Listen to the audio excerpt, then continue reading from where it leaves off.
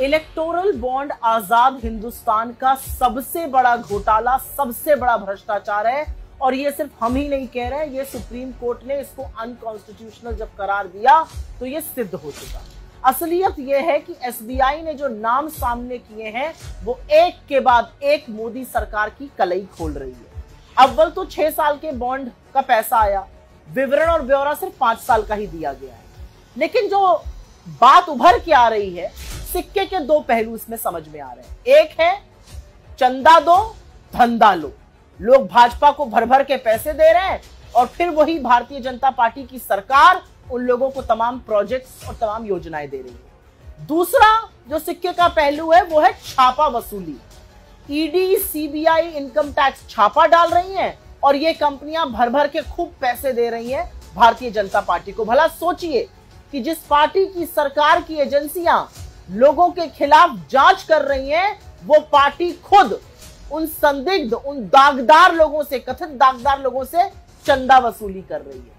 तो ये हफ्ता वसूली, ये छापा वसूली की प्रक्रिया बड़ी है। भारतीय जनता पार्टी का पर्दाफाश हो चुका है और 2 तरह की ये कंपनियां जो हैं इसके बारे में चर्चा करना चाहते हैं। पहले उन कंपनियों की बात करते हैं जहां पर ईडी, सीबीआई, इनकम टैक्स की कार्रवाई हो रही थी और उसके तुरंत बाद बीजेपी ने इन्हीं कंपनियों से मोटा चंदा ऐंठा, बेसिक तौर पर छापा वसूली की। डीएलएफ 25 जनवरी 2019 को डीएलएफ पर सीबीआई का छापा पड़ता है। 9 अक्टूबर 2019 को डीएलएफ बॉन्ड खरीदता है। ये बॉन्ड किसको गए, ये मुझसे बेहतर आप जानते हैं। डीवीज लैब 19 फरवरी 2019 को इनकम टैक्स की रेड होती है। यहाँ पर 5 जुलाई 2023 को डीवीज लेबोरेटरी बड़े बॉन्ड खरीदता है। नवयुग इंजीनियरिंग, इस कंपनी के बारे में आप जानते हैं। 18 अप्रैल 2019 से लेकर 10 अक्टूबर 2022 तक इन्होंने करीब 90 करोड़ के बॉन्ड खरीदे। ये वही कंपनी है जो उत्तराखंड में सुरंग बना रही थी, जहां पर 41 मजदूर 17 दिन तक फंसे रहे थे। इनकी कोई जांच नहीं हुई। अब आप समझे क्यों। यूनाइटेड फॉस्फोरस 23 जनवरी 2020 यूनाइटेड फॉस्फोरस के यहाँ इनकम टैक्स का छापा पड़ता है। 15 नवंबर 2022 को वो मोटा बॉन्ड खरीदकर किसी को देते हैं। किसको देते हैं क्या ये मुझे बताना पड़ेगा। आईएफबी एग्रो 25 जून 2020 को आईएफबी एग्रो पर जीएसटी का छापा पड़ता है। 8 अक्टूबर 2021 को वो बड़ा बॉन्ड खरीदते हैं। किसको देते हैं। यशोदा हॉस्पिटल गाजियाबाद का है। 26 दिसंबर 2020 को इनकम टैक्स का छापा पड़ता है। अप्रैल 2021 से लेकर अक्टूबर 2022 तक इन्होंने 162 करोड़ के बॉन्ड खरीदकर एक पॉलिटिकल पार्टी को दिए। Hetero drugs and hetero labs 9 अक्टूबर 2021 पर इनकम टैक्स की रेड हुई। 7 नवंबर 2022 को हीट्रो ड्रग्स और हीट्रो लैब्स ने बड़ी रकम, बड़ी मोटी रकम के बॉन्ड खरीदे। हल्दिया इंजीनियरिंग 20 मार्च 2020 को सीबीआई की रेड होती है। 4 अक्टूबर 2021 को ये मोटे बॉन्ड खरीदते हैं।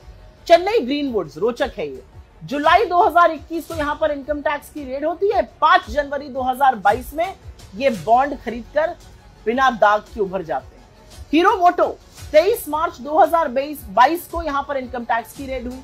7 अक्टूबर 2022 को इन्होंने बॉन्ड खरीद लिया। Future gaming and hotel services, ये बहुत रोचक है। 3 अप्रैल 2022 को फ्यूचर गेमिंग की होटल सर्विसेज की जो कंपनी है 409 करोड़ की संपत्ति ईडी अटैच करती है। 7 अप्रैल 2022 को यही कंपनी करोड़ों का बॉन्ड खरीद के भाजपा को दे देती है। जिंदल स्टील एंड पावर 21 अप्रैल 2022 को ईडी की रेड। 7 अक्टूबर 2022 को बॉन्ड खरीद लिए जाते हैं। माइक्रो लैब 14 जुलाई 2022 को इनकम टैक्स की रेड। 10 अक्टूबर 2022 को बॉन्ड खरीदे जाते हैं। क्या मैं बताऊं किसको दिए गए। एनसीसी 15 नवंबर 2022 को एनसीसी पर इनकम टैक्स की रेड होती है और नवंबर 2022 में भी एनसीसी बड़े बॉन्ड खरीदती है। कल्पतरु प्रोजेक्ट 4 अगस्त 2023 को इनकम टैक्स की रेड। 10 अक्टूबर 2023 को कल्पतरु प्रोजेक्ट बड़े बॉन्ड खरीदता है। डॉक्टर रेड्डीज लैब 13 नवंबर 2023 को डॉक्टर रेड्डीज पर इनकम टैक्स की रेड पड़ती है। 17 नवंबर 2023 को डॉक्टर रेड्डीज बॉन्ड खरीदकर एक पॉलिटिकल पार्टी को देता है। शिरडी साई इलेक्ट्रिकल 19 दिसंबर 2023 को इनके ऊपर इनकम टैक्स की रेड पड़ती है। 11 जनवरी 2024 को ये भी बॉन्ड खरीदकर सुरक्षित हो जाते हैं। और ऑरबिंदो फार्मा 10 नवंबर 2023 में इनके एमडी गिरफ्तार होते हैं। 15 नवंबर 2023 में इनका बॉन्ड खरीदकर दामन साफ हो जाता है। ये फलसफा है। अब उन कंपनियों की बात करते हैं जहां पर चंदा दो धंधा लो शुरू हुआ।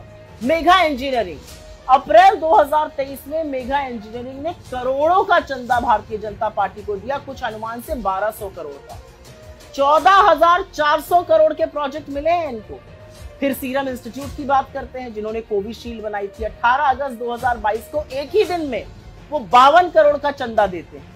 22 अगस्त को मोदी जी उनके वहां जाते हैं, मिलते हैं और कोविड वैक्सीन पर उनकी मोनोपोली बनी रहती है। चंदा दो धंधा लो।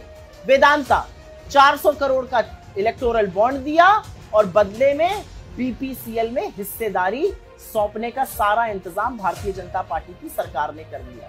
Torrent power, Bharatiya Janata party को डाला 86.5 करोड़ और उनको 7 मार्च 2024 को, चाहे वो महाराष्ट्र हो या गुजरात हो, 47,000 करोड़ का प्रोजेक्ट मिल गया। आईआरबी इंफ्रा, जुलाई 2023 में करोड़ों का चंदा बीजेपी को दिया। सरकार की ओर से कुछ ही महीनों में लगभग 6,000 करोड़ का प्रोजेक्ट मिला। बात यहां पर खत्म नहीं होती है। अब आते हैं एप्को इंफ्रा पे। 10 अक्टूबर 2022 को एप्को इंफ्रा बड़े बॉन्ड खरीदती है और फिर एप्को इंफ्रा को 9,000 करोड़ के टेंडर सरकार द्वारा मिल जाते हैं। वंडर सीमेंट नाम की एक कंपनी है, नवंबर 2023 में बॉन्ड खरीदती है। 6 जनवरी 2024 को गुजरात में एक नई सीमेंट फैक्ट्री खोलने का ऐलान करती है।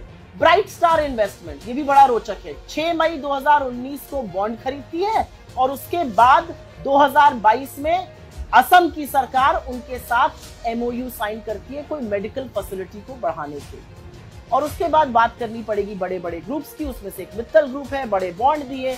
अब विश्व की सबसे बड़ी स्टील फैक्ट्री इस समय गुजरात में बनाई जा रही है। मोटे तौर पर यह पूरी तरह से साफ है कि चंदा लिया भारतीय जनता पार्टी ने, धंधा दिया उनकी सरकार ने। एक्शन लिया गवर्नमेंट की एजेंसीज ने, ईडी, सीबीआई, इनकम टैक्स जैसी एजेंसीज ने। मोटी रकम, मोटा माल कमाया बीजेपी ने, मोदी जी की बीजेपी ने। ये भ्रष्टाचार खत्म करने की जो बात कहते थे वो सरासर गलत है, वो झूठ है, क्योंकि आजाद हिंदुस्तान का सबसे बड़ा भ्रष्टाचार खुद नरेंद्र मोदी जी ने रचा है, उसके रचयिता हैं। और इलेक्टोरल बॉन्ड से ये बात पानी की तरह साफ हो चुकी है।